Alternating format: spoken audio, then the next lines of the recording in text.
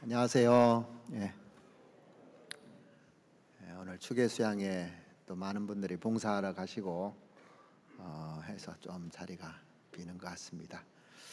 같이 잠깐 기도드리겠습니다.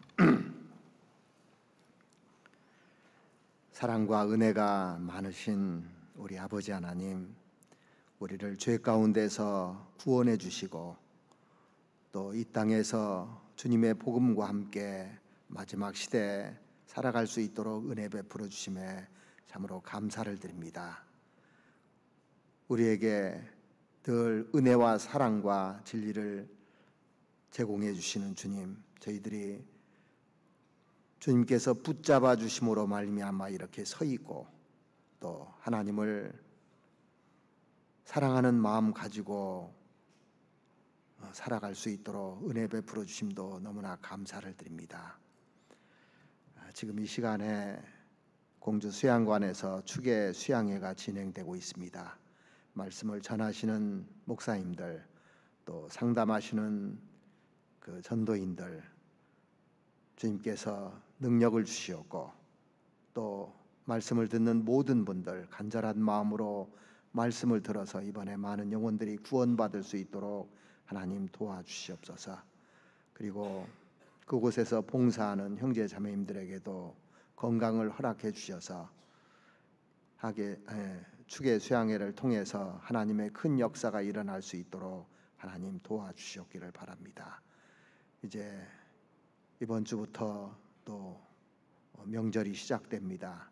이 기간 동안에 가족들, 친척들 전도할 수 있는 기회가 될 수 있도록 하나님 도와주시옵기를 바랍니다. 그리고 10월에 있는 파리 선교, 또 중고등부 주말 집회, 또 구역 집회들이 있습니다. 하나님께서 함께 해주셔서 이번에도 큰 역사들이 일어날 수 있도록 하나님 도와주시옵기를 바랍니다. 저희들에게 남은 시간이 얼마 남아 있지 않은 것을 저희들 인식하고 있습니다. 이 마지막 시대에 저희들 더 많이 깨어서 주님의 복음과 함께 오르지하고 살아갈 수 있도록 은혜 베풀어 주시옵기를 바랍니다. 오늘도 저희들에게 꼭 필요한 말씀으로 함께 해주시고 합당한 은혜로 채워주시옵기를 바라오며 우리를 사랑하시는 우리 구주 예수 그리스도의 이름으로 감사하며 기도드렸습니다. 아멘. 성경 말씀 시편 119편을 보시겠습니다.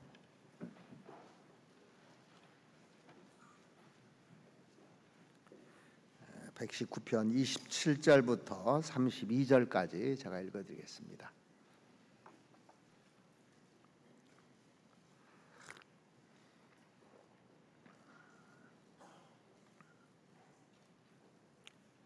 시편 119편 27절입니다. 나로 주의 법도의 길을 깨닫게 하소서. 그리하시면 내가 주의 기사를 묵상하리이다. 나의 영혼이 눌림을 인하여 녹사오니 주의 말씀대로 나를 세우소서. 거짓 행위를 내게서 떠나게 하시고 주의 법을 내게 은혜로이 베푸소서. 내가 성실한 길을 택하고 주의 규례를 내 앞에 두었나이다. 내가 주의 증거에 밀접하여 싸우니 여호와여 나로 수치를 당케 마소서. 주께서 내 마음을 넓히시오면 내가 주의 계명의 길로 달려가리이다. 이제 10월 달에 그 파리 선교가 있는데 어제 우리 청년들이 바자회를 해서 또 많은 헌금을 준비한 것 같습니다. 어제 얘기를 들으니까 250만 원 이상 나왔다고 하더라고요. 아주 즐거운 마음으로, 헌신하는 마음으로, 또 기도하는 마음으로 이렇게 준비하는 청년들을 보니까 너무 마음이 행복했고 하나님도 너무 기뻐하시겠다는 그런 생각을 많이 가져왔습니다. 그래서 이번 파리 선교가 풍성하고 또 은혜 가운데 모든 일들이 이루어지리라 생각합니다. 아무튼 청년들 감사합니다. 오늘은 우리가 지난번에도 시편 119편 그 25절부터 쭉 말씀을 배워봤는데 이 시편 119편에는 말씀에 대한 것이 얼마나 중요한지에 대해서 이렇게 기록됐는데 성경 중에서 가장 긴 장이 시편 119편입니다. 왜 하나님께서 이렇게 가장 그 긴 장을 준비하시고 거기에다 말씀의 중요성을 집어넣어놨는지 우리는 깊이 생각해야 됩니다. 세상에서 가장 높은 것이 어딘 줄 아십니까? 가장 높은 곳이 교회입니다. 그런데 교회보다 더 높이 있는 것이 말씀이에요. 그래서 하나님도 말씀 아래 매여 있는 겁니다. 그런데 이 구원받은 사람들이 이 말씀을 얼마나 높이느냐에 따라서 신앙이 결정되는 겁니다. 그래서 말씀을 내가 높이지 않으면 그 말씀에 순종하지 않고 그 말씀에 따라 살지 않기 때문에 신앙이 절대 성장할 수가 없는 겁니다. 그래서 가장 중요한 것이 말씀 듣는 시간입니다. 그래서 이 성경에서 기본적으로 꼭 알아야 될 것이 뭐냐면 법도입니다. 법도. 성경에는 많은 법칙들이 있습니다. 그래서 이 법칙들을 잘 배우고 묵상하고 내 것으로 만들어서 마음에 딱 각인시킬 필요가 있는 겁니다. 여기 성경에 보면 오늘 시작하는 말씀에 이렇게 되어 있습니다. 나로 주의 법도의 길을 깨닫게 하소서. 그리하시면 내가 주의 기사를 묵상하리이다. 성경에 이렇게 보면은 성막의 법궤가 있잖아요. 법궤를 이렇게 연구를 한번 시간이 되면 여러분들 하셨으면 좋을 것 같습니다. 출애굽기 25장부터 이 법궤에 대해서 쭉 설명이 되어 있는데 제일 겉에 보면요 물돼지 가죽으로 되어 있어요. 그런데 그 속에 뭐가 있냐면 붉게 물들인 수양 가죽이 있습니다. 그 다음에 그 속에 들어가면 염소 털로 이렇게 쭉 돼 있습니다. 그리고 제일 속에는 세마포 가는 실로 짠 것이 있고 배실로 짠 것이 있고 홍색실, 자색실, 또 청색실 요 세마포로 쭉 돼 있습니다. 이 법궤를 쭉 연구해 보면. 근데 이걸 보니까 주님의 모습하고 똑같다는 생각이 듭니다. 주님은 겉으로 보면 어떻습니까? 초라하잖아요. 물돼지 가죽처럼 초라한 겁니다. 우리가 구원받은 교회를 보면은 참 초라해요. 이렇게 세상 사람들이 있는 그런 명예라든가 지위라든가 많이 배운 사람이라든가 잘난 사람이라든가 이런 사람들이 있는 거 아닙니다. 겉으로 보면은요. 그런데 교회뿐만 아니라 개인도 그렇고 다 이렇게 겉으로 보면 초라하게 보입니다. 근데 이제 안으로 쭉 들어가지 않습니까? 그러면 붉게 물들인 수양 가죽으로 되어 있듯이 우리에게는 예수님의 피가 쫙 흐르는 겁니다. 그러죠? 우리 안에 예수님 피로 구원받았기 때문에 피가 쫙 흐르는 겁니다. 한꺼풀 더 벗겨서 들어가면 염소털로 되어 있거든요. 이 털로 이제 옷을 만들어낼 수 있는 겁니다. 그래서 예수님이 우리의 옷이 되셨잖아요. 의의 옷이 됐습니다. 그래서 우리가 의롭게 된 사람들이잖아요. 예수님 피로 말미암아 의롭게 됐습니다. 그리고 한꺼풀 더 들어가면 가늘게 짠 배실과 청색실, 자색실, 홍색실로 이렇게 딱 돼 있다는 것은 예수님의 모습을 얘기하는 거예요. 그러니까 구원받고 나면 그리스도를 점점 닮아갑니다. 그래서 우리가 사복음서를 배우는데 사복음서가 이제 세마포로 딱 돼 있는 것처럼 돼 있는데 청색은 요한복음을 가리킵니다. 신성에 충만하신 하나님이신 예수님의 모습이 쭉 요한복음에 나와 있습니다. 이 자색실은 왕의 색이거든요. 마태복음은 왕으로 오신 예수님을 쭉 얘기하는 겁니다. 그리고 이제 홍색실은 마가복음인데 고난받는 예수님의 모습이 마가복음에 잘 나와 있습니다. 그리고 가늘게 짠 배실 흰색은 누가복음을 얘기하는데 사람으로 인자로 오신 예수님에 대해서 쭉 나와 있는 겁니다. 그러니까 성경이 하나로 다 돼 있는 겁니다. 그래서 성막 안에 하나님이 계셨죠. 그러죠? 성전에도 하나님이 계셨고, 그 다음에 예수님이 하나님의 모습으로 오셨고, 우리 안에 성령으로 하나님이 계시니까 다 동일합니다, 이게요. 그래서 성경을 이렇게 기록할 때 하나님이 완벽하게 다 그런 교훈들을 주기 위해서 이렇게 기록해 놓은 겁니다. 그래서 우리가 예수님을 처음에는 초라한 분으로 알았다가 마른 땅에서 나온 줄기 같아서 고운 모양도 없고 풍채도 없은즉 우리 보기에 흠모할 만한 아름다운 것이 없도다 그랬는데 그분은 죄가 없는 분입니다. 그래서 피를 흘려주셨지 않습니까? 그래서 그 피를 흘려주셔서 우리 죄가 영원히 다 처리돼 버렸습니다. 그리고 우리를 의롭다고 하셨습니다. 그리고 사복음서를 통해서 이렇게 쭉 우리에게 교훈을 해가시는데 그 법도들을 우리가 하나씩 깨닫고 사는 것이 신앙생활이라고 할 수 있는 겁니다. 그래서 여기 보시면 그 27절 한번 다시 보시겠습니다. 깨닫게 하시는 것으로 끝나는 게 아닙니다. 이게 나로 주의 법도의 길을 깨닫게 하소서. 그리하시면 그러면 내가 주의 기사를 묵상하리이다. 자, 묵상한다는 것은 자기 것으로 완전히 소화시킨다 얘기입니다. 그래서 말씀을 듣는 것으로 끝나는 것이 아니라 되새김질을 해야 되는 겁니다. 그래서 자기 것으로 만들어야 되는 겁니다. 자, 그래서 이렇게 성경을 이렇게 보면은 이렇게 묵상을 하잖아요. 그러면 인생이 쭉 보이게 돼 있어요. 인생의 결말이 보이게 돼 있습니다. 묵상을 하면 역사가 보이게 돼 있습니다.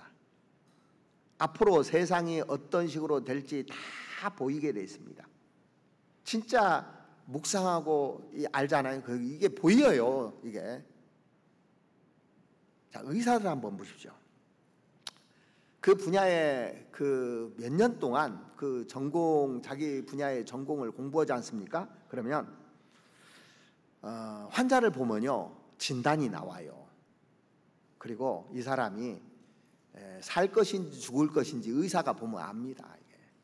그러죠? 의사는 몇 년 동안 이렇게 쭉 공부하고 나면 법을 공부한 사람들 보십시오. 법에 있어서 바삭히 압니다. 그러면 이 죄를 지으면 이 사람이 몇 년 살겠다. 감옥에 가서 이거 대충 다 안다니까요. 그래서 변호사들이 이렇게 하면 몇 년 형을 받겠고 이런 거 다 알고 있습니다. 법을 공부하면. 그렇듯이 구원받은 사람들이 하나님의 말씀을 쭉 공부하지 않습니까? 그러면 이게 영혼이 병이 들었다 이걸 압니다. 이러면은 이 징계 받겠다 이걸 알아요. 자기들이요. 쭉 묵상을 해보면 쭉 알게 돼 있습니다. 그리고 미래가 이렇게 쭉 보입니다. 앞으로 우리에게 우리 시대 때 어떤 일이 일어날 것인지 우리는 다 알고 있잖아요. 그래서 미리 아는 겁니다. 미리요. 어떤 사람이 미리 아느냐면 깊이 묵상하는 사람들이 이걸 알게끔 돼 있습니다. 그래서 우리가 정신을 차리게 돼 있어요. 그런데 수년 동안 말씀을 듣는데도 왜 안 깨달아지고 사람이 안 변하고 그 모양이 그대로 있고 예전에 지금이나 신앙생활 하는 거 보면 썬데이 크리스찬도 있고 주일만 나오는 사람도 있고 교제 사모하지 않고 교제에서 또 문제되는 사람도 있고 이런 거 왜 그런 줄 아십니까? 말씀은 오랫동안 들었는데 묵상을 않는 거예요. 복습을 않는 겁니다. 자기를 말씀에 들여다보지를 않는 겁니다. 그래서 여기 보시면 27절 다시 보시겠습니다. 나로 주의 법도의 길을 깨닫게 하소서. 그리하시면 내가 주의 기사를 묵상하리이다. 자, 이 시편 기자가요, 오늘 27절에서 32절까지 중에서 이제 28절부터 네 가지를 묵상했더라고요. 네 가지를. 그래서 네 가지를 한번 우리도 묵상을 꼭 해볼 필요가 있다고 생각합니다. 첫 번째는 뭘 묵상했냐면 28절입니다.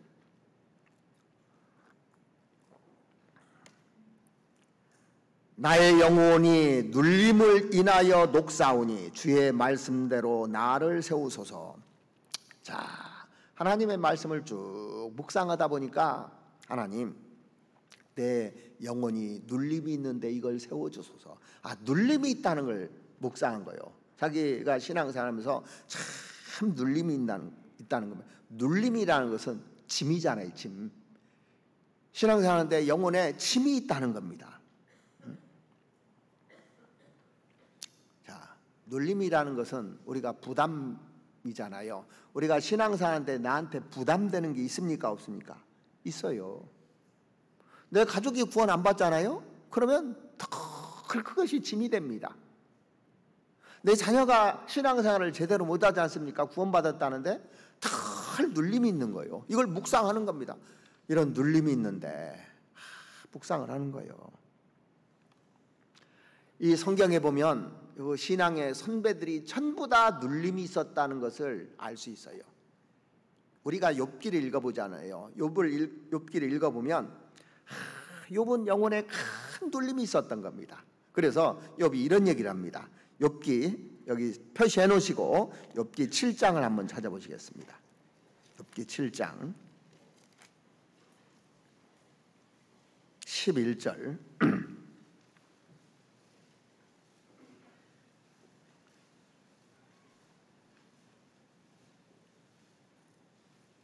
욥기 7장 11절 보시겠습니다.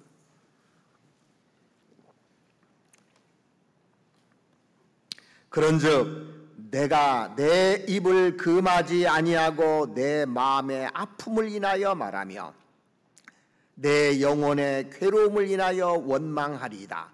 내가 바다니까 용이니까 주께서 어찌하여 나를 지키시나이까. 어느 날이요, 자식 10명이 다 대풍으로 말미암아서 다 죽었습니다. 재산이 다 날아가고 욥은 머리부터 발끝까지 그 병으로 정말 고생하고, 근데 아내는 하나님 욕하고 죽으라고 하고, 새 친구들은 와서 위로해 주신다고 와서는 계속 정지하고, 그러니까 영혼에 엄청나게 큰 눌림이 있었던 겁니다. 너무나도 영혼이 괴로웠던 거예요. 그래서 이 얘기를 하는 겁니다. 내 마음의 아픔을 인하여 말하며 내 영혼의 괴로움을 인하여 원망하리다. 그러면서 욥이 뭐라고 했냐면, 내가 바다니까? 내가 바다라도 된단 말입니까? 이렇게 미숙하고 연약한 내가 무슨 엄청난 그 바다라도 된단 말입니까? 용이니까? 내가 용처럼 그렇게 강하기라도 한단 말입니까? 하면서 하나님께 토하고 있는 겁니다. 이렇게 연약한 사람에게 이런 큰 시련이 오니까 욥이 큰 눌림이 됐던 겁니다. 괴로워하고 있잖아요. 우리만 눌림이 있는 것이 아니라 위대한 욥이 이렇게 눌림이 있었습니다. 다윗은 어떤가요? 다윗은 시편 61편을 한번 보시겠습니다. 시편 61편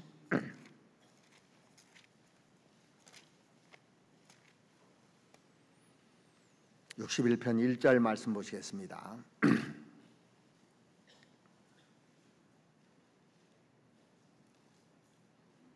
하나님이여 나의 부르짖음을 들으시며 내 기도에 유의하소서. 내 마음이 눌릴 때 땅끝에서부터 주께 부르짖으오리니 나보다 높은 바위에 나를 인도하소서. 자, 이 다윗도 마음에 눌림이 있다고 그랬잖아요. 어떤 눌림이 있었을까요? 자기 아들 압살롬이 자기 왕위를 찬탈해가지고 백주에 맨발로 도망갔습니다. 다윗이요. 얼마나 눌림이 있었겠습니까? 그리고 자기 가까이에 있던 사람들이 자기를 위해 주는 줄 알았는데 오히려 대적이 되고 말았습니다. 많은 사람들이요. 그러니까 얼마나 마음에 큰 눌림이 있었겠어요. 쭉 생각해 보세요. 큰 눌림이 있었을 겁니다. 다윗은 자식들의 대적, 또 자기를 따르던 사람들이 마음을 확 돌이켰을 때 진짜 눌림이 심했을 것 같아요. 사도 바울은 어떻습니까? 자, 성경 고린도후서 11장을 한번 찾아보시겠습니다.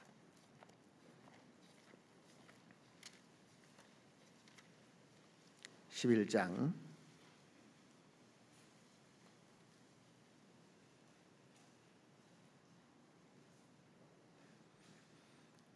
24절 말씀부터 보시겠습니다. 유대인들에게 40에 하나 감한 매를 5번 맞았으며 3번 태장으로 맞고 1번 돌로 맞고 3번 파산하는데 일주야를 기품에서 지냈으며 여러 번 여행의 강도의 위험과 강의 위험과 강도의 위험과 동족의 위험과 이방인의 위험과 시내의 위험과 광야의 위험과 바다의 위험과 거짓 형제 중에 위험을 당하고 또 수고하며 애쓰고 여러 번 자지 못하고 줄이며 목마르고 여러 번 굶고 춥고 헐벗었도다. 그 외의 일은 고사하고 오히려 날마다 내 속에 눌리는 일이 있으니 곧 모든 교회를 위하여 염려하는 것이라. 누가 약하면 내가 약하지 아니하며 누가 실족하게 되면 내가 애타지 않더냐. 자, 바울만큼 육신적으로 고난을 많이 당한 사람도 거의 없을 겁니다, 아마. 그런데 이 고난은 고사하고 오히려 날마다 내 속에 눌리는 것이 있으니 그렇게 돼 있잖아요. 뭐가 눌리냐면 곧 모든 교회를 위하여 염려하는 것이라 그랬습니다. 바울은 이 전도를 해놓으면 염려할 것이 너무 많은 겁니다. 가는 곳마다 교회가 세워집니다. 그런데 교회들이 이렇게 잘 성장하면 좋은데 뭐 이단에 빠지기도 하고 또 심지어는 막 바울을 대적하기도 하고 그러니까 막 여러 가지 눌리는 것들이 많았습니다.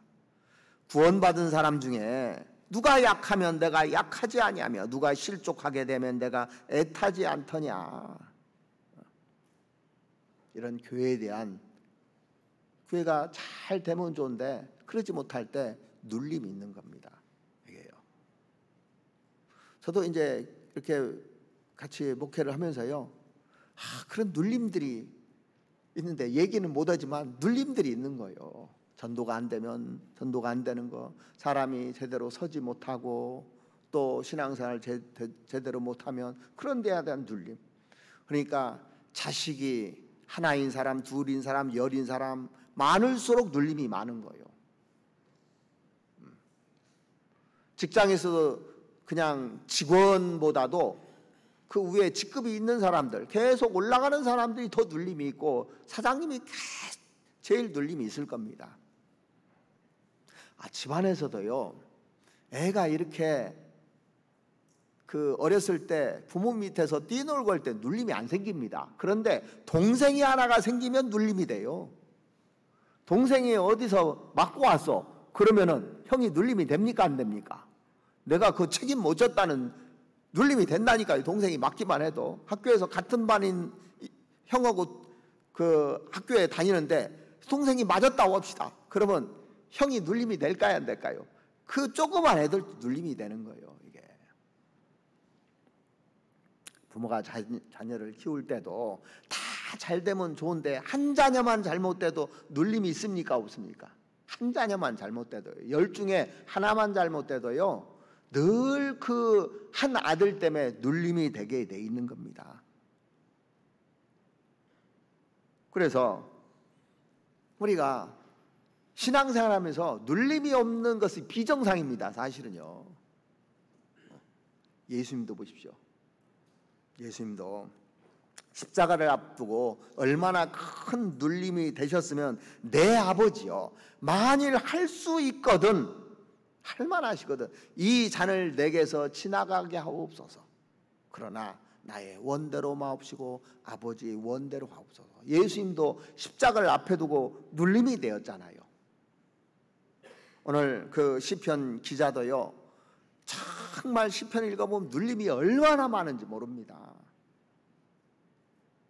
시편 그 119편 한번 찾아보시죠. 119편 136절 한번 보시겠습니다. 136절.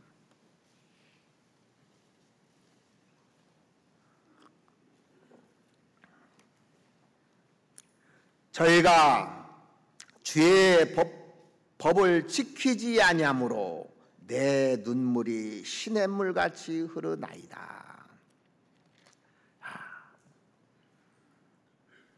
이게요 눈물이 시냇물같이 흘렀다는 거 과장법이지만 엄청난 과장법이죠.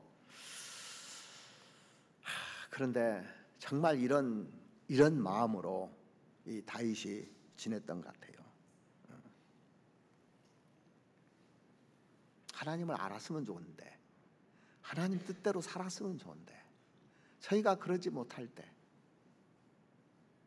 부모가요 자식이 구원받았다고 하는데 신앙생활 제대로 못하지 않습니까? 그 엉뚱한 짓만 하고 그러면 그 마음이 생기는 겁니다. 다윗은 자녀들뿐만 아니라 또 백성들 여러 가지 것들을 계속 그 고민하면서 정말 많은 그런 눌림을 가지고 살았던 것 같아요. 그래서 이 표현이 있는 겁니다. 우리가 자기 혼자 감당하기 어려울 때가 많잖아요. 시편 119편 그 28절 한번 보시죠. 28절. 눌림으로 끝나는 것이 아닙니다. 그런데 28절 보면 나의 영혼이 눌림을 인하여 녹사오니 마음이 녹는 겁니다. 다윗이요. 그런데 주의 말씀대로 나를 세우소서. 굳건하게 하소서. 강건하게 하소서. 나를 세워달라고. 자, 우리가 눌림이 있어도요 내가 힘이 있어야 그걸 버티고 이겨나갈 수가 있는 겁니다. 눌림이 많은데 건강을 잃잖아요. 이겨나갈 수가 없어요. 영혼이 약하잖아요. 이겨나갈 수가 없는 겁니다. 그래서 내 영혼이 눌림을 인하여 녹사오니 무거운 짐들이 많이 놓여서 그 감당할 수 없는데 주의 말씀대로 나를 세우소서. 먼저 나를 강건하게 해달라는 겁니다. 내가 강해져야만이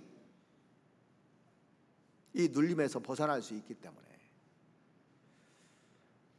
시편 138편 시편 138편 3절 말씀 보시겠습니다.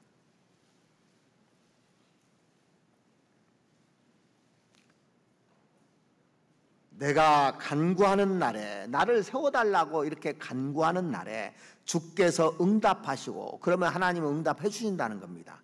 내 영혼을 장려하여 강하게 하셨나이다. 이 다윗은 이걸 경험해 본 사람입니다. 내가 눌림 때문에 정말 힘들었는데 나부터 세워달라고 그래서 장려했다고 되어 있습니다. 내 영혼을 장려하여 강하게 하셨나이다. 하나님이 튼튼하게 만들어주시는 겁니다. 그런 걸 다 경험한 겁니다. 신앙생활 속에서. 시편 27편도 한번 보시죠. 시편 27편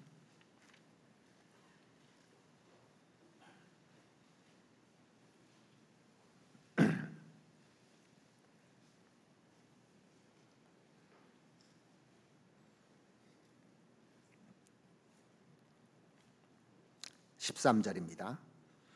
내가 산자의 땅에 있으며 여호와의 은혜 볼 것을 믿었었도다. 너는 여호와를 바랄지어다. 강하고 담대하여 여호와를 바랄지어다. 우리가 살아서 이 세상에 살아가는데 많은 문제들이 있습니다. 부모가 자녀를 배반하기도 하고, 자녀가 부모를 배반하기도 하고, 원수가 생기기도 하고, 많은 사람이 나를 배반할 수도 있는 겁니다. 그런 세상에서 우리가 살아가는 겁니다.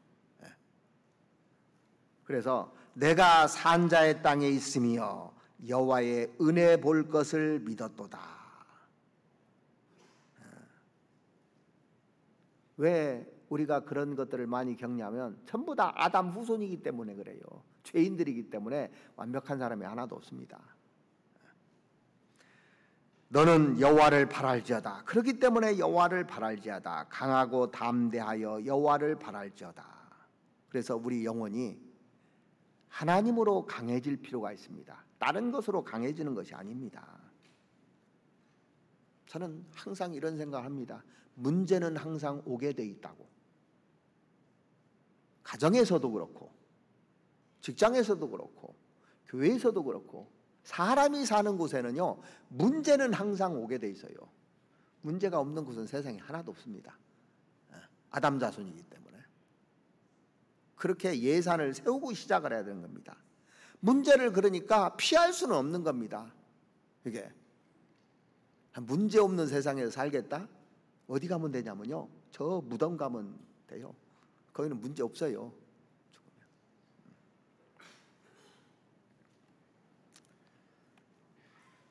자, 문제가 오면 어떻게 해야 되느냐면, 성경에서 그 정한 짐승, 부정한 짐승을 이렇게 레위기에 보면은 11장에 보면 쭉 나와 있잖아요. 근데 정한 짐승 중에 메뚜기를 집어넣어 놨어요. 메뚜기는 뛰는 다리가 있어요. 그러면 문제가 있으면 넘어가는 거, 넘어가게끔. 문제에 걸리면 안 되고 문제를 넘어가야 되는 겁니다. 자, 문제를 주는 사람도 문제지만 문제를 받는 사람도 문제라는 거예요. 그러니까요. 자, 우리는 기본적으로 내가 문제를 줘야 됩니까? 안 줘야 됩니까? 안 줘야 돼요. 근데 내가 문제를 받았어요. 어떻게 해야 됩니까? 부딪혀야 되는 것이 아니라 넘어가야 되는 겁니다. 그게 신앙생활이에요. 장애물 경기가 있을 때 장애물을 쳐놨는데요, 넘어지라고 쳐놨어요? 넘어가라고 쳐놨어요? 넘어가다 보면은 부딪히고 넘어가는 사람들도 있어요. 그런데 끝까지 가잖아요. 장애물 경기할 때 한 번 부딪혔다고 넘어져서 안 일어납니까? 넘어져도 일어나서 갑니까? 그거 보고 제가 교훈을 많이 받았어요. 성경에 그 말씀이 나와 있잖아요. 시편 119편 165절에 한번 보시죠. 시편 119편 165절.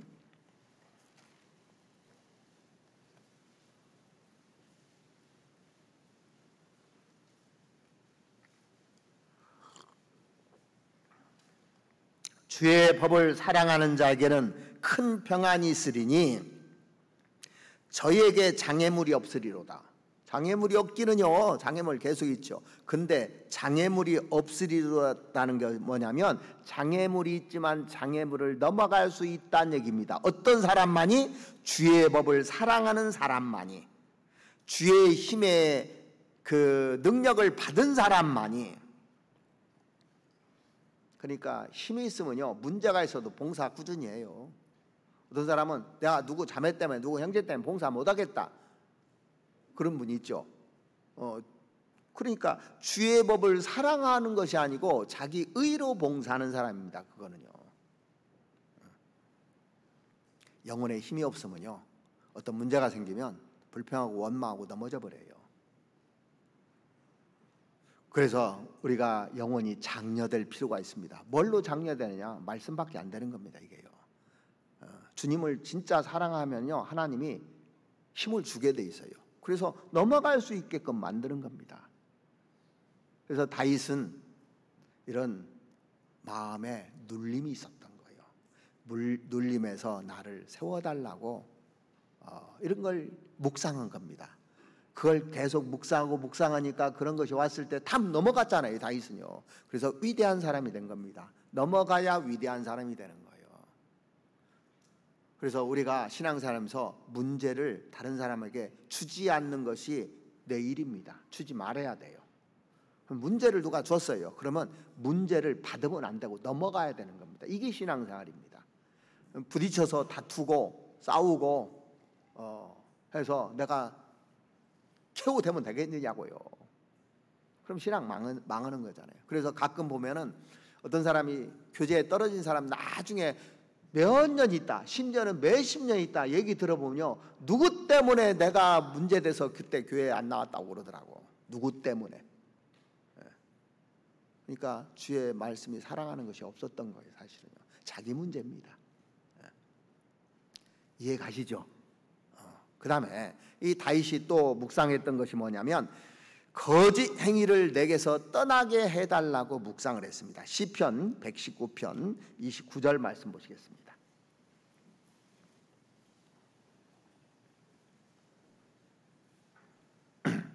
119편 29절. 거짓 행위를 내게서 떠나게 하시고 주의 법을 내게 은혜로이 베푸소서.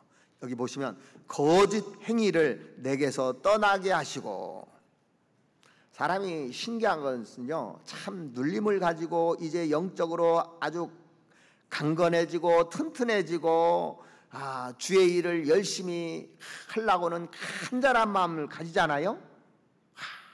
이제 성령 충만해서 간절한 마음을 가지는 순간 마귀가 가만두지 않아요. 신기합니다, 이게요. 왜? 그렇게 살면 사탄의 세계가 무너지잖아요. 그러니까 열심히 살라고 마음 먹으면 그때부터 마귀가 막 계속 공격합니다. 왜? 주의 길을 달려가지 못하도록 해야 다른 사람들이 구원 못 받고 다른 형제자매가 세워지지 않으니까요.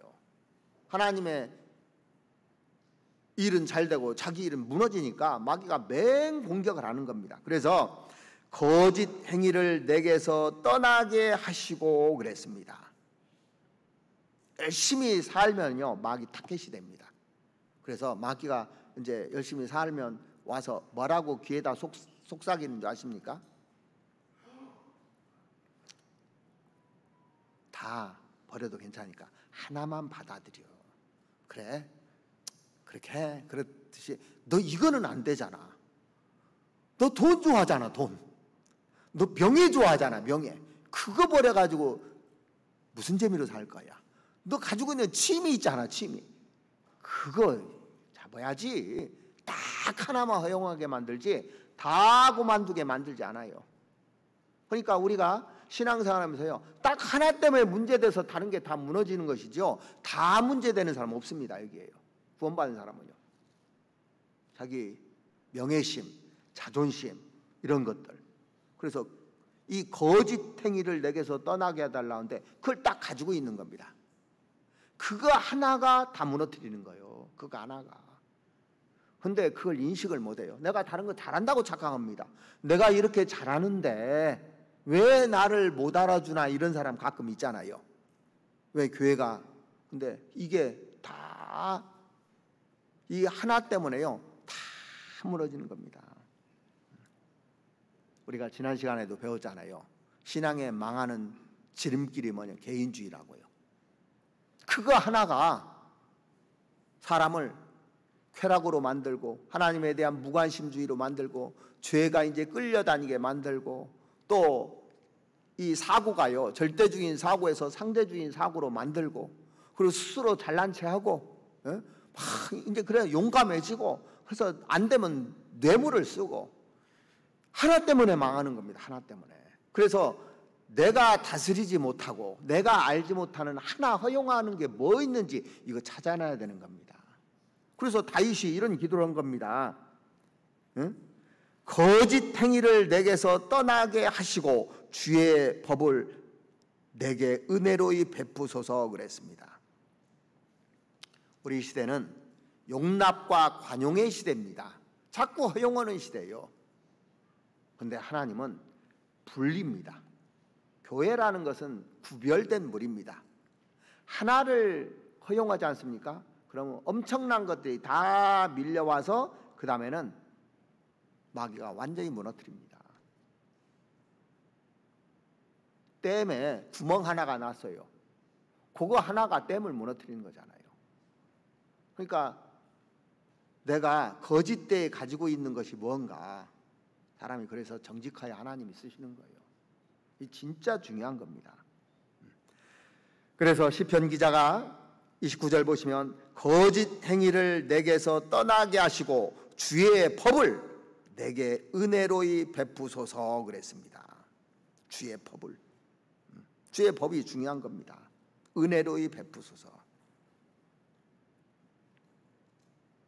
이 신명기에 이렇게 쭉 성경을 보다 보니까 연한 풀 위에 가는 비라고 돼 있더라고요. 연한 풀 위에 폭우가 쏟아지면 어떻게 됩니까? 안 되잖아요. 그래서 갓 구원받은 사람에게는 뭐가 필요하냐면 밥이 필요한 것이 아니라 젖이 필요하다고 했잖아요. 신령한 젖을 사모하라 그렇게 돼 있죠. 그래서 창세기 1장에 보면은 빛이 있으라 하심에 빛이 있었고 그 빛이 하나님 보시기에 좋았더라 그렇게 돼 있습니다. 자, 구원받은 사람에게 생명이 이렇게 쭉 들어갈 때 생명이 들어갔다는 사실만으로도 하나님이 기뻐하셔요.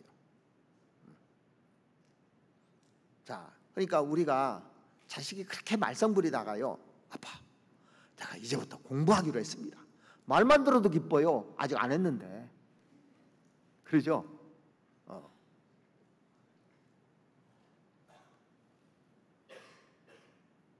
구원받은 지 얼마 안 된 사람이 열심히 주님을 위해서 막 하고 막 지시하고 남한테 뭐라고, 이거 원하는 게 아닙니다. 애가 태어나자마자 밭일을 해. 밭일을. 말이 됩니까 안 됩니까? 젖 먹어야 돼 지금. 젖 먹어야 되다가 밭일을 하잖아요. 그럼 꼭 문제가 생겨요. 그래서 제가 이제 가끔 보면은 어떤 사람이요, 이 사람이 구원받은 지 얼마 안 됐는데 이런 얘기를 해요. 희한하다. 그랬더니 유튜브 보고 자기가 아는 것처럼 얘기하는 거예요. 자, 우리가 정상적으로 밥을 먹어야 되는데 요즘은요, 왜 사람들이 암이 많이 생깁니까? 인스턴트 식품 그리고 불량식품들을 너무 많이 먹어 지금요. 그죠? 하나님이 주신 것보다도 불량식품을 너무 많이 먹는 겁니다. 막 온갖 것을 먹어요. 그러니까 암이 계속 생기는 겁니다. 자, 구원받고 하나님께서 순수하게 말씀으로 얘기해 줘요. 저희 교회 보면은 뭐 순수하게 말씀만 얘기하죠. 저도 말씀 위에는 뭐 다른 거 전혀 언급을 안 씁니다. 그건 잘 자랍니다. 그리고 온전하게 자랍니다. 그런데 요즘에는 유튜브에요, 별게 다 뜨니까 우리 말씀 듣는다고 딱 이것도 보고 저것도 보고 막 다른 교회 말씀도 보고 해서 이제 온갖 것들이 이제 다 두르는 겁니다. 그러면은 희한하게 보이는 거예요. 그 다음부터 신앙이 이상하게 돼버리는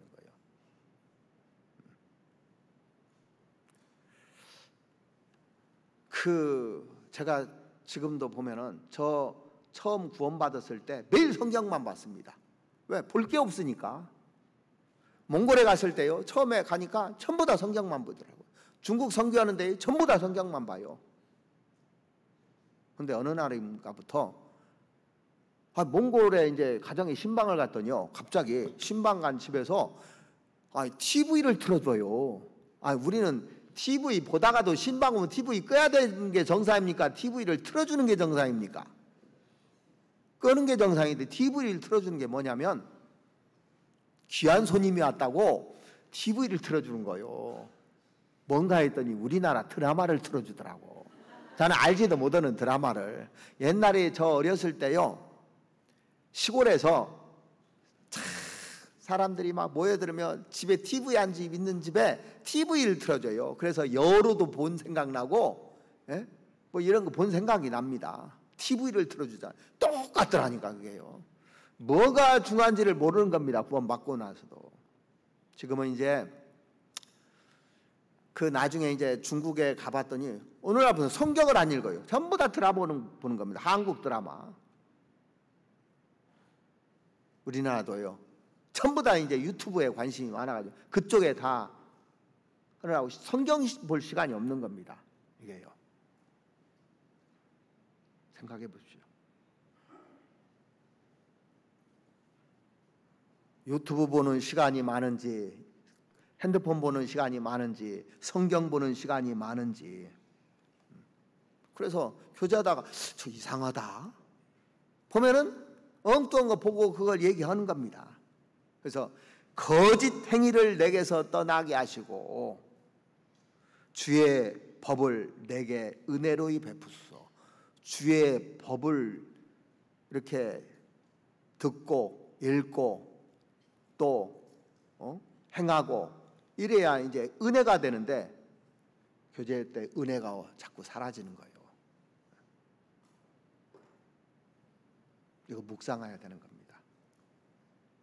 그 다음에 또 다윗이 그 묵상한 것이 뭐냐면 내게 성실한 길을 선택하도록 도와달라고 30절에 이제 기도합니다. 30절 한번 보시겠습니다. 시편 119편 30절 보시겠습니다. 내가 성실한 길을 택하고 주의 규례를 내 앞에 두었나이다. 자, 영혼에 눌린 사람이 영혼이 강건케 되고 그 길을 계속 걸어갈 필요가 있지 않습니까?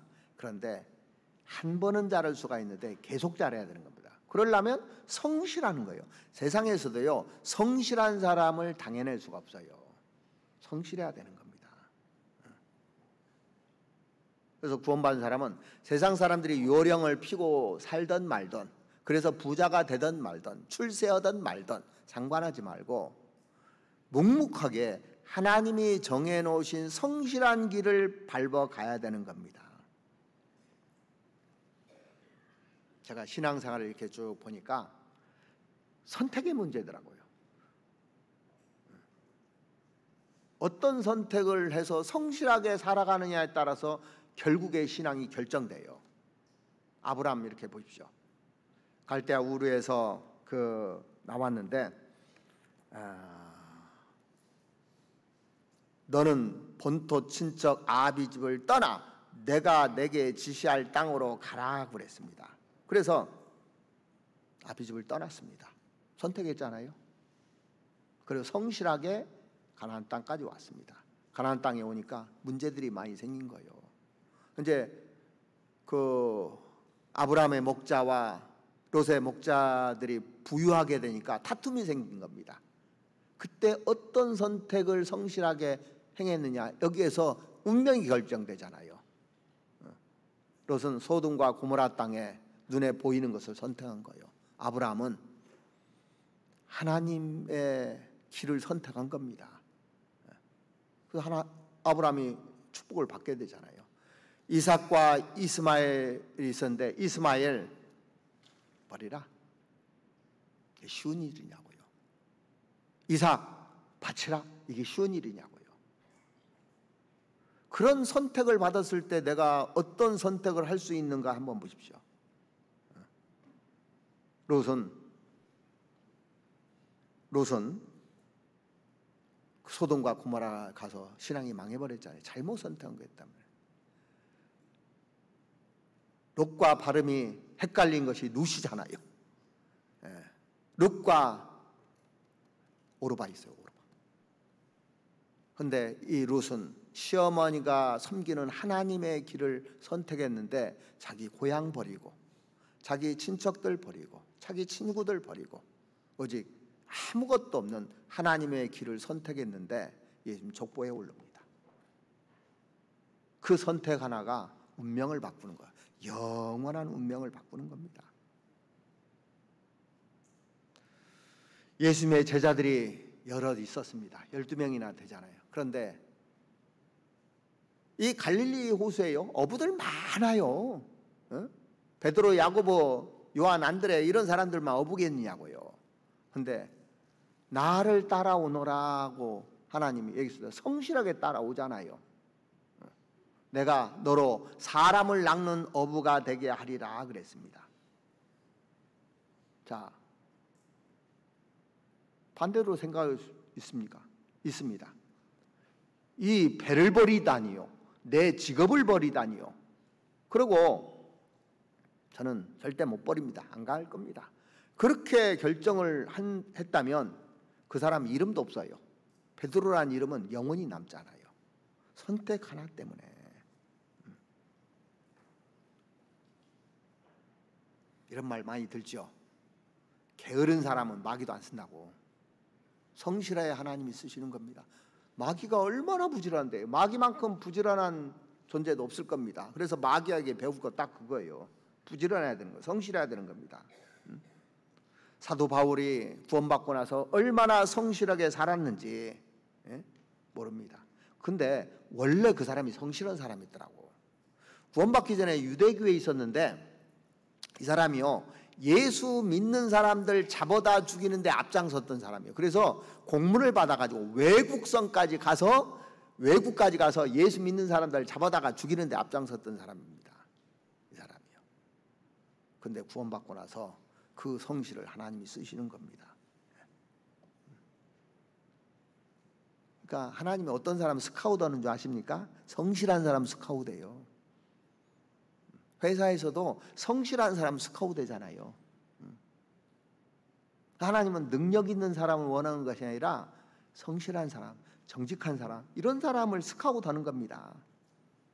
그래서 하나님 왕이잖아요. 그런 사람이 왕 앞에 서는 겁니다. 잠언 22장을 한번 보시겠습니다. 잠언 22장 29절입니다.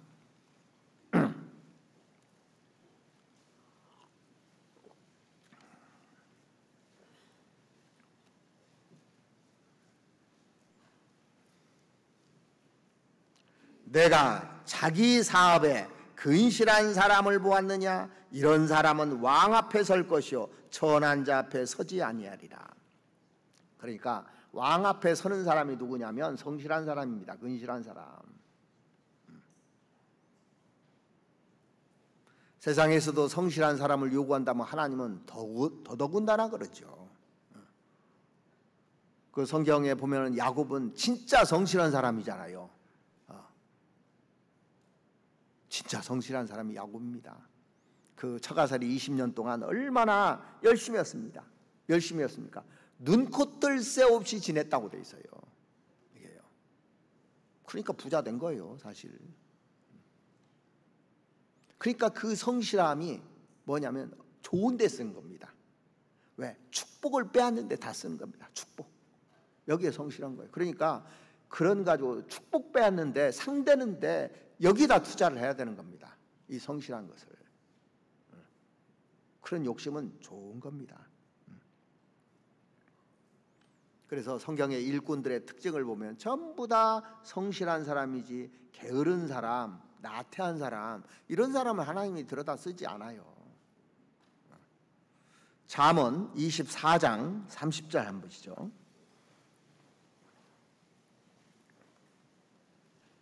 잠언 24장 30절. 내가 중앙에 게으른 자의 그 밭과 지혜 없는 자의 포도원을 지나며 본즉 가시덤불이 퍼졌으며 거친 풀이 지면에 덮였고 돌담이 무너졌기로 내가 보고 생각이 깊었고 내가 보고 훈계를 받았었노라.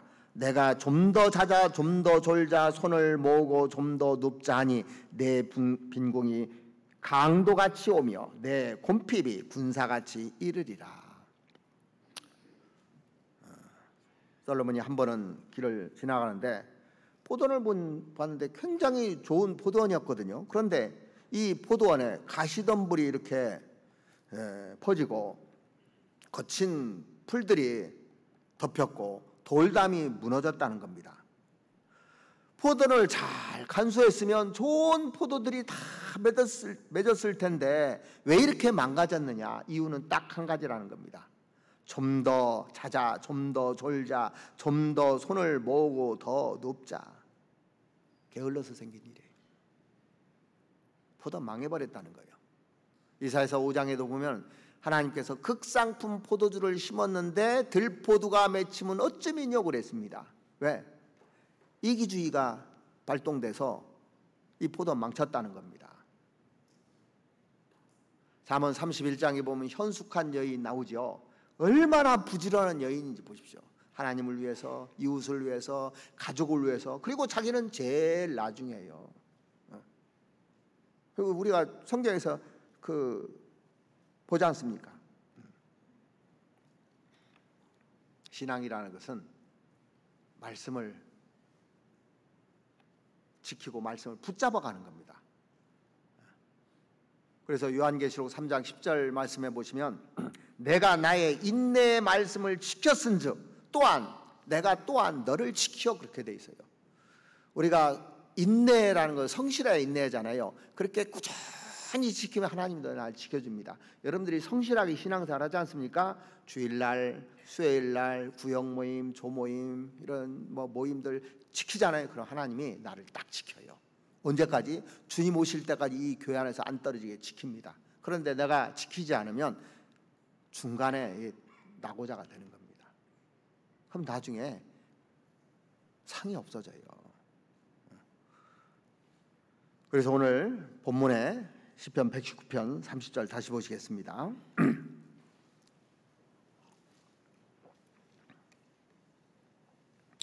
내가 성실한 길을 택하고 주의 규례를 내 앞에 두었나이다. 이거 묵상한 거예요. 밥 세 끼를 날마다 먹듯이 성실을 식물로 계속 먹으라는 얘기입니다. 내가 성실한 길을 택하고 주의 규례를 내 앞에 두었나이다. 이거 다윗이 쭉 묵상하고 사는 겁니다. 그 다음에 마지막으로 이 시편 기자가 묵상한 것이 32절입니다. 주께서 내 마음을 넓히시오면 내가 주의 계명의 길로 달려가리이다. 자, 우리가 주께서 마음을 넓히시오면 내가 주의 계명의 길로 달려간다 그랬습니다.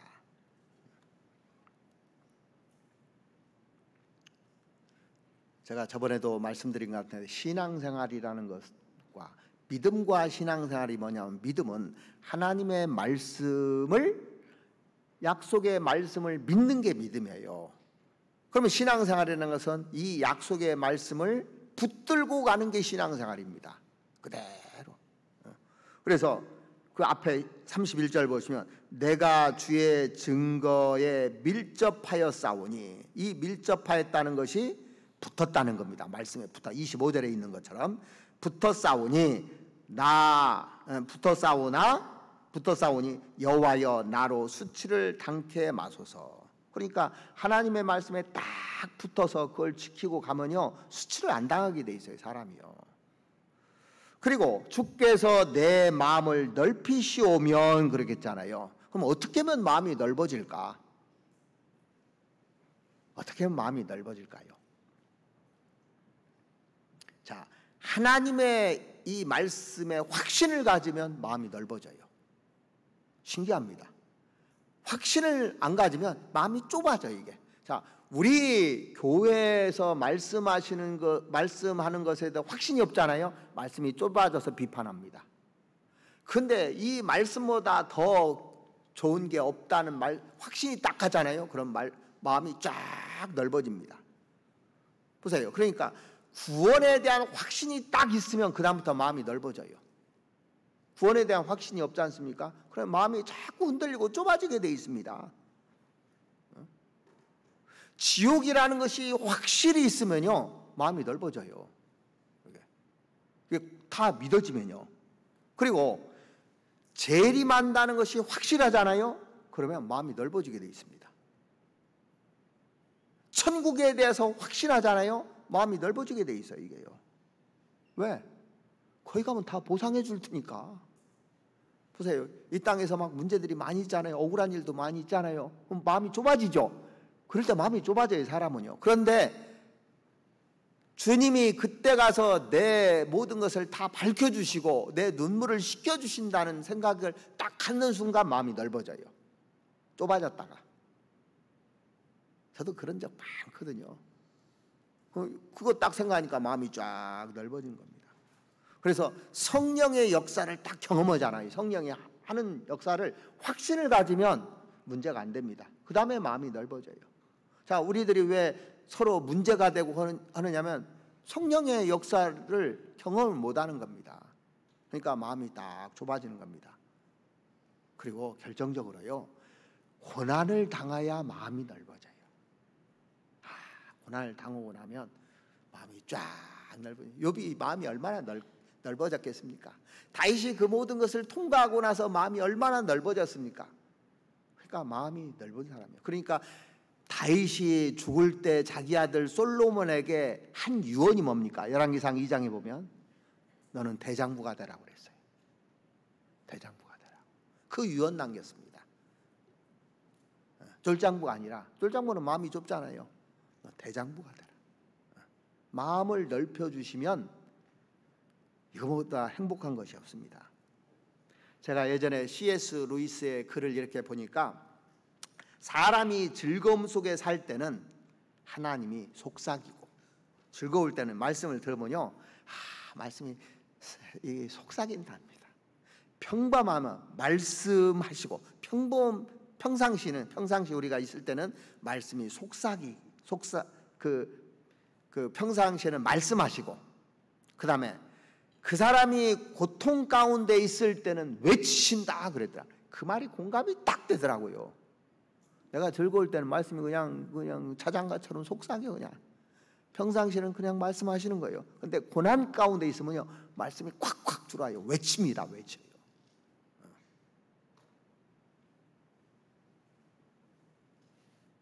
정말 고난 가운데 있지 않습니까? 그러면 그 말씀이 쏙쏙 들어와요, 이게. 근데 즐거움 속에 있는 그런 얘기에도요, 말씀이 안 박혀요. 평상시에는 오늘도 말씀했구만 이렇게 들어요. 그러니까 내가 은혜 받는 것은 고난 속에서 은혜 받는 거예요. 고난 받는 것이 내게 유익이라. 이로 말미암아 내가 주의 율례를 배우게 되었느니라 그랬잖아요. 그때 배우는 겁니다. 달고 오묘한 말씀이 되는 겁니다. 여러분들 평상시에 성경 읽어봐요. 그냥 눈으로 읽어요. 내가 억울한 일을 당했어요. 그러면 시편이 그냥 꽂혀요, 이게. 억울한 일을 당하면. 왜? 같이 동병상련이잖아. 마음이 똑같아. 그러니까 그게 와닿아요. 그러니까 고난 중에서 성경이 하나씩 깨달아지는 거예요. 그 고난 주는 게 감사한 겁니다, 사실은요. 경험해 보셨죠? 그리고 불순종 속에서도, 그리스도인들이 불순종 속에서도 하나님 또 깨닫게 해주는 겁니다. 요나 같은 경우 보십시오.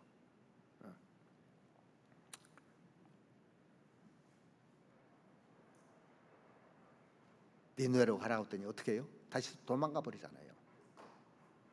그러니까 이 다시스로 도망가는 그 요나를 보고 하나님이 폭풍을 준비하시고 선장을 준비했어요. 그래서 바다에 빠져버리잖아요. 물속이 뱃속에 들어가서 3일 동안 얼마나 고생했을까요? 그러면서 이제 그때 돌이키는 거예요. 다 돌이키잖아요.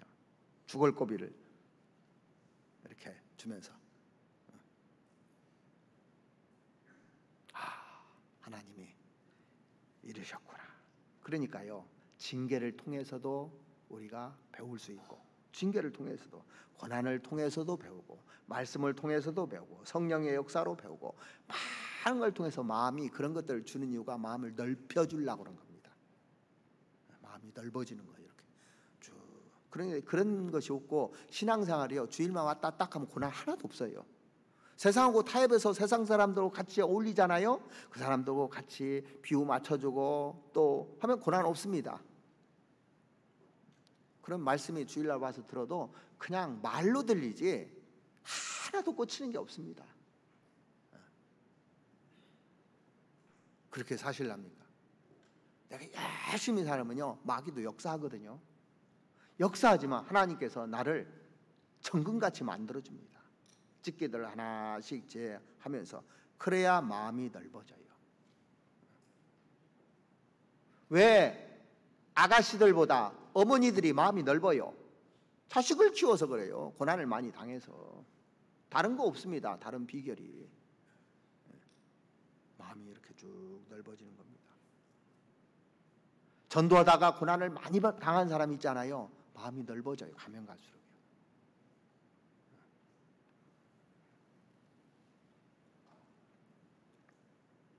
그러면 하나님께서 거기에 은혜를 주시는 겁니다. 그래서 여기 32절 다시 한번 보시겠습니다.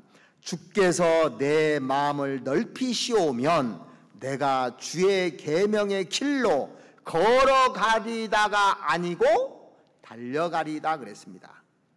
좌우 앞뒤 안 보고 달려가는 거예요. 마음을 넓혀주면 좌우 앞뒤 안 보고 그냥 달려가는데, 마음이 좁아지면요 이 사람도 보고 저 사람도 보고 사람 보고 앞뒤 보고 다 넘어져서 달려가지를 못하고 기어갑니다. 기어가. 우리가 신앙생활 기어가는 사람도 있고 걸어가는 사람도 있는데, 정말 마음을 넓혀주면요 한 길로에서 달려가는 겁니다. 어떻게 달려가면 성도를 향해서, 교회를 향해서 주님의 영광을 위해서 앞뒤 안 보고 그냥 쭉 달려가는 겁니다.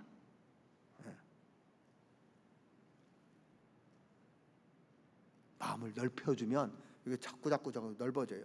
자 보세요. 구원받고 나면요 전부 다 내 가족밖에 안 보이죠. 가족 전도. 조금 지나면 내 친구들, 지인들 이게 보여요. 좀 지나면요 우리 동네도 보여. 좀 지나면 나라가 보여. 좀 지나면 어떻게 해요? 세계가, 우리 교회의 세계가 보였잖아요. 마음이 넓어져서 그런 겁니다. 그렇게 되지 않으면 우리도 죽겠는데, 처음에 세계 선교할 때 우리 한국도 죽겠는데 우리 교회도 없는데 우리 매일 이랬거든요. 근데 지금은 그러지 않아요. 교회가 마음이 넓어져 버린 겁니다. 세계 선교하는데 막 적극적으로 후원하잖아요. 우리 청년들 어제 보니까 마음이 진짜 넓어져서 그 마음 때문에 행복했어요. 마음이 넓어졌구나. 이게.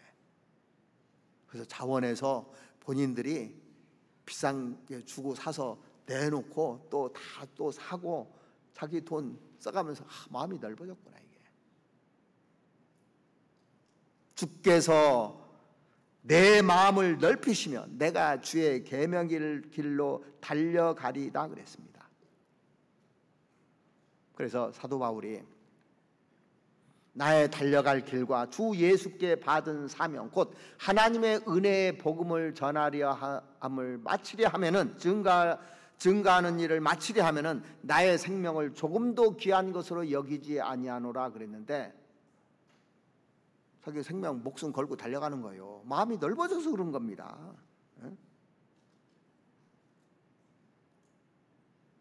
마라톤 하는 사람 보니까 좌우 옆도 안 보고 무조건 달려가더라고. 앞으로만. 그죠? 계속 달려가는 겁니다. 이 사도 바울은 딱 보였습니다. 사명이 딱 있는 거예요. 그러니까 사람이 나를 죽이려고 하든 뭐든 주님이 내 생명을 다하는 날까지 그냥 달려갔잖아요. 왜? 확실히 본 거예요. 뭘 봤냐면 천국을 본 겁니다. 상을 본 겁니다. 이 어마어마한 그 세계를 본 거예요. 그러니까 달려간 겁니다.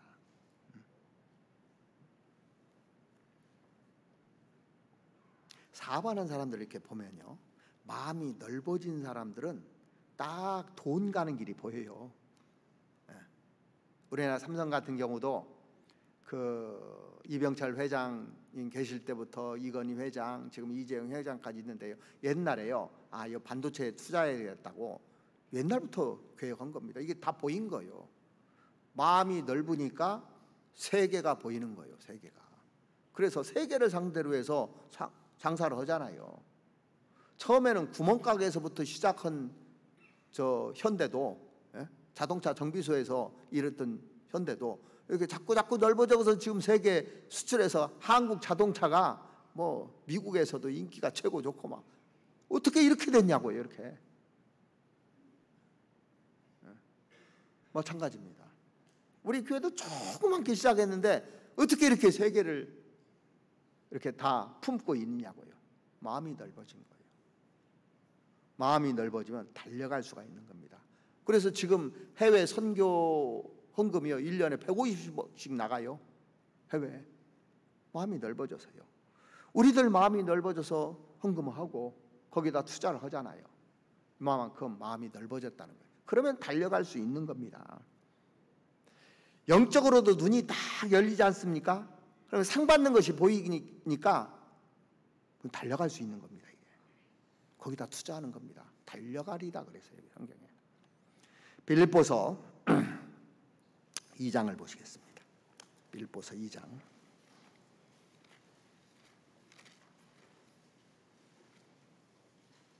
16절입니다.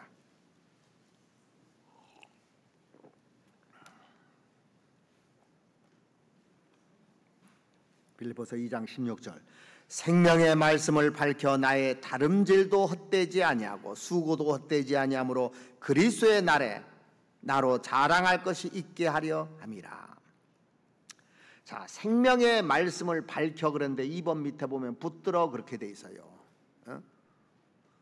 그러니까 땅의 것을 붙들 것이 아니라 생명의 말씀을 밝혀 이걸 붙들으라는 겁니다. 그러면 나의 다름질이 달려가는 것이 헛되지 아니하고 수고도 헛되지 아니하므로 그렇게 돼 있습니다. 뭘 붙들고 가야 되냐면 말씀 붙들고 말씀이 상 준다면 상을 붙들고 이렇게 쭉 가는 겁니다. 그래서 이 빌립보서 3장 13절에 보시면 사도 바울이 빌립보 교회에다 이렇게 편지를 하는 겁니다. 형제들아, 나는 아직 내가 잡은 줄로 여기지 아니하고 오직 한 일, 즉 뒤에 있는 것은 잊어버리고 앞에 있는 것을 잡으려고 표대를 향하여 그리스도 예수 안에서 하나님이 위에서 부르신 부름의 상을 위하여 쫓아가노라. 이 다윗은 상이 얼마나 큰지를 알았어요. 그게 보였던 겁니다.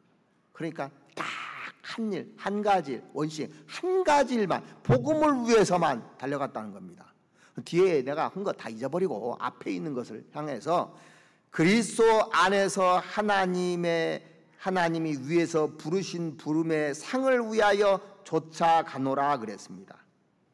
표대 딱 정해놓고. 그러니까 우리가 신앙생활이라는 건 뭐냐면 꼬린점 정해놓고 쉬지 않고 달려가는 거예요. 마라톤 하는 사람이 중간에 쉬어요, 안 쉬어요? 중간에 물은 받아 먹어도 쉬지는 않아요. 쉴 새가 없습니다. 우리는 언제 쉬냐? 주님 앞에 가서 쉬는 사람들입니다.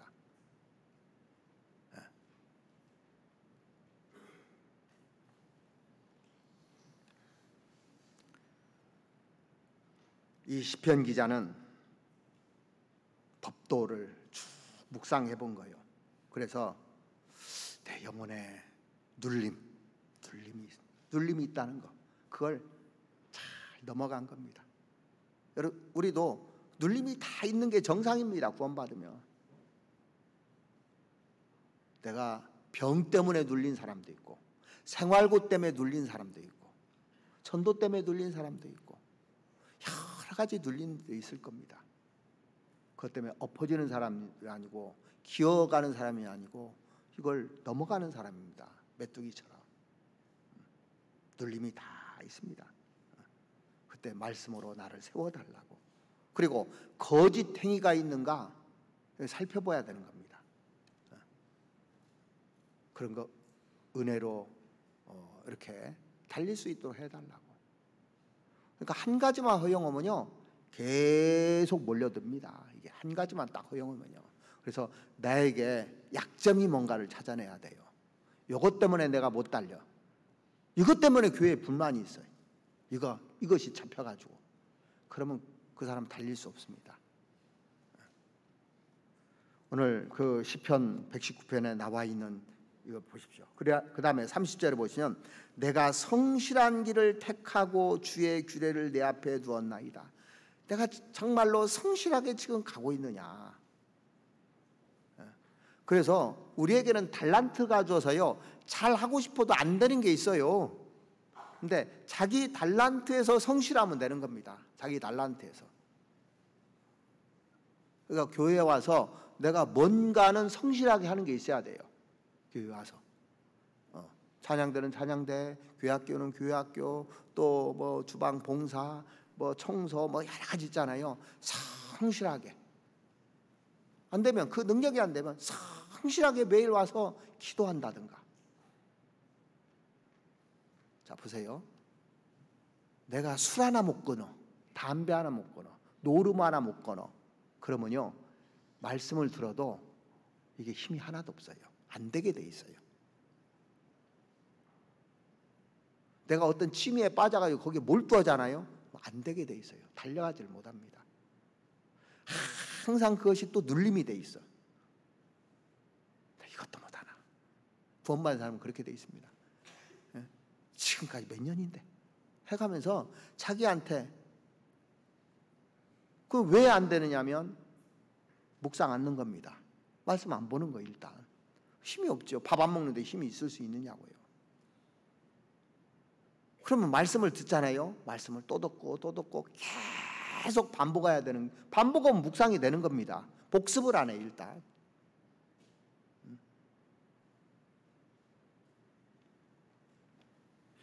그러죠. 복습을 안 해요. 학생이 수업 시간에 들을 때는요, 다 하는 것 같아요. 저도 옛날에 학원도 다녀봤어요. 학원 다니까 수학 선생님 수학을 못 해가지고 학원을, 이야, 다 알 것 같아.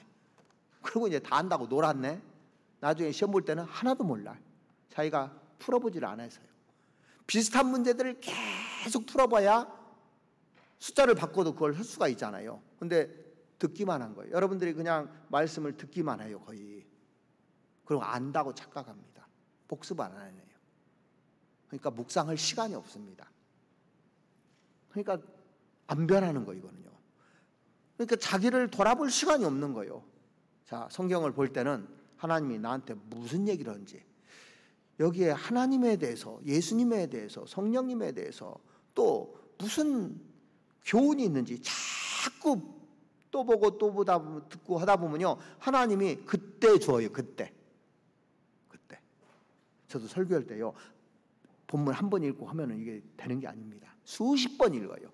또 보고 하면 그때 하나님이 하나씩 줍니다. 자, 상담도 수없이 많이 하잖아요. 상담할 때 하나님이 탁탁 주어요. 그걸 그냥 주는 게 아니더라니까요. 절대 쉽게 얻는 게 아닙니다. 여러분들이 금을 캔다든가 철광을 캔다든가 그러면 깊이 뚫어야 되잖아요. 욥기 28장에도 나옵니다. 뚫어야 되는 거예요. 계속 묵상을 해야 되는 겁니다. 반복해야 되고 또 보고 그리고 내가 성실하지 못한 것이 뭐 있는지, 이 눌림을 어떻게 극복할 것인지, 내가 이 말씀 앞에 비춰봤을 때 거짓 것은 없는지, 내가 잡고 있는 건 뭔지, 이런 걸 쭉 생각해 봐야 됩니다. 그래야 마음이 넓어져요. 말씀에 대한 확신이 있어야 마음이 넓어지는 겁니다. 천국에 대한 확실한 소망이 있어야 되고 상에 대한 확실한 소망이 있어야 마음이 넓어집니다. 그래야 문제를 안 받아요. 그래서 오늘 32절에 보시면, 주께서 내 마음을 넓히시오면 내가 주의 계명의 길로 달려가리다. 그런 사람이 주님을 위해서 달려가는 사람이고 그게 일꾼입니다. 그래서 우리가 이 시편 119편 오늘 27절부터 32절까지 이 네 가지 법도에 대해서 다윗이 묵상했듯이 우리도 성경을 이렇게 계속 묵상하면요, 그게 이제 보물이 나와요. 보물은 위에 널려 있는 것이 아니라 파야 나오는 겁니다. 같이 기도드리겠습니다. 우리를 사랑하시는 우리 아버지 하나님, 주의 법도의 길을 우리로 하여금 깨닫게 해주셔서 주의 기사를 묵상하고 저희들 마음이 넓어져서 주의 계명의 길로 달려가는 신앙이 될 수 있도록 하나님 도와주시옵기를 바랍니다. 우리가 주의 말씀을 묵상하면 나에게 눌림이 있다는 것도 알고 또 이 말씀을 묵상하다 보면 내 속에 거짓 것이 혹시 있는지 살펴볼 수 있고, 또 내가 하나님 앞에 성실하게 가고 있는지 게으르게 가고 있는지도 말씀을 통해서 묵상할 수 있도록 주님 도와주셔서 우리가 정말 마음이 넓어져서 주의 길로 달려갈 수 있는 신앙이 될 수 있도록 하나님 도와주시옵기를 간절히 원합니다. 우리를 사랑하시는 우리 구주 예수 그리스도의 이름으로 기도드렸습니다.